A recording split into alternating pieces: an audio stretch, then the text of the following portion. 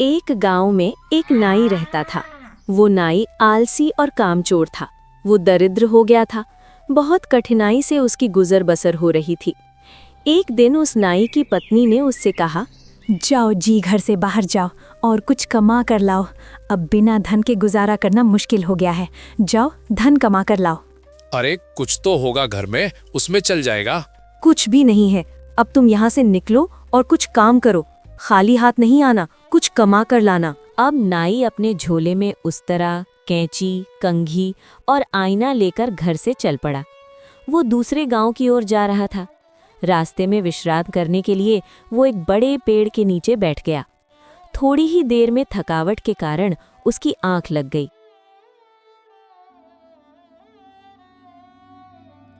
कुछ देर में उसी पेड़ पर रहने वाला एक राक्षस नीचे आकर नाई को धमकाते हुए बोला, ए इंसान, तू मेरे पेड़ के नीचे क्यों बैठा है? ये पेड़ मेरा है। यहाँ पर दूसरा कोई बैठता है, उसे मैं खा जाता हूँ। नाई उसकी आवाज सुनकर उठ बैठा। अपने सामने राक्षस को देखकर नाई भयभीत हो गया, लेकिन खुद को संभालते हुए उसने बुद्धि से काम लिया। उसने राक्षस से कहा, सुनो राक्षस, तुम क्या मुझे खाओगे? तुम्हारे जैसे राक्षस को तो मैं अपने झोले में रखता हूँ। क्या ठिठोली कर रहे हो तुम? तुम जैसा एक छोटा सा इंसान मेरे जैसे शक्तिशाली राक्षस को अपने झोले में कैसे रख सकता है? हाँ रख सकता हूँ, दिखाऊं क्या? अब देखो तुम। ये कहकर नाई ने अपने झोले से आईना निकालकर राक्षस को दिखाया। राक्षस आईने में अपना प्रतिबिंब देखकर उसे दूसरा शक्तिशाली राक्षस समझकर डर गया। ये देखो, ये राक्षस मेरे कहने पर तुम्हें अभी मार डालेगा। नहीं नहीं, आप मुझे इस राक्षस से बचाइए। आप जो बोलेंगे वो काम मैं करूंगा। बस इस राक्षस से मुझे बचा लीजिए। अच्छा, जो मैं कहूंगा वो काम तुम करोगे? हाँ, मैं करूंगा। बस मुझे काम मिलते रहना चाहिए। चलो, अब तुम मेरे घर मुझे वापस पहुंचाओ। राक्षस नाई को उठाकर उसके घर पहुंचा देता है। पहुंचने पर राक्षस नाई से कहता है,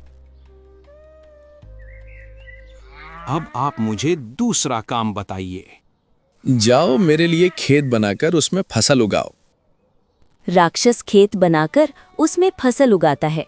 फिर नाई के सामने आकर कहता है, मैंने आपके लिए फसल उगा दिया, अब क्या काम करूं? जाओ, मेरे लिए बड़ा घर बनाओ। ये कहकर राक्षस नाई के लिए बड़ा घर बनाने लगता है। घर बनाने के बाद वो नाई के सामने आकर कहता है, बड़ा घर मैंने आपके लिए बना दिया है, अब मुझे और काम बताइए।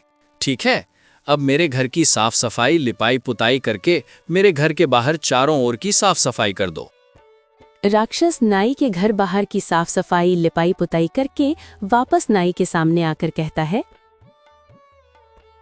आपके घर बाहर का काम मैंने कर दिया, अब मुझे और काम बताइए। खेत में मेरी फसल पककर तैयार हो गई है, उसे काट कूट कर साफ करो। उसके बाद उस अनाज को लाकर मेरे घर में रख दो। उधर राक्षस खेत पर जाकर काम करता है। इधर घर पर नाई सोचता है कि अब राक्षस को और क्या काम दूंगा। यदि उसे काम नहीं दिया तो वो मुझे शांति से रहने नहीं देगा।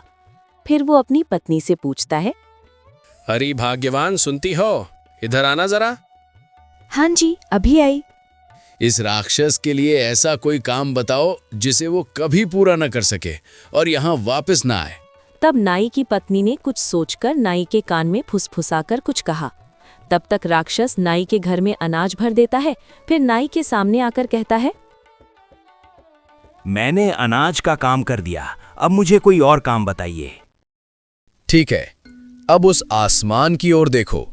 उस आसमान में जितने तारे हैं उन सब तारों को गिनकर आना और मुझे संख्या बताना कि पूरे आसमान में कितने तारे हैं। ये सुनकर राक्षस अनंत आकाश की ओर तारे गिनने चला गया और कभी वो नाई के पास वापस नहीं आया। अरे इतने दिन हो गए, राक्षस की कोई खबर नहीं मिली। राक्षस क्या कर रहा होगा? राक्षस तारे गिन रहा होगा और क्या। नाई और उसकी पत्नी दोनों हंसी खुशी जीवन बिताते हैं। इसी प्रकार बुद्धि से काम लेने पर बड़ी समस्या भी हल हो जाती है। अगर आपको कहानी अच्छी लगी तो इसे अपने दोस्तों के साथ शेयर करें। ऐसे ही कहानियाँ सुनने के लिए हमारे चैनल को ज़रूर सब्सक्राइब करें। बहुत बहुत धन्यवाद।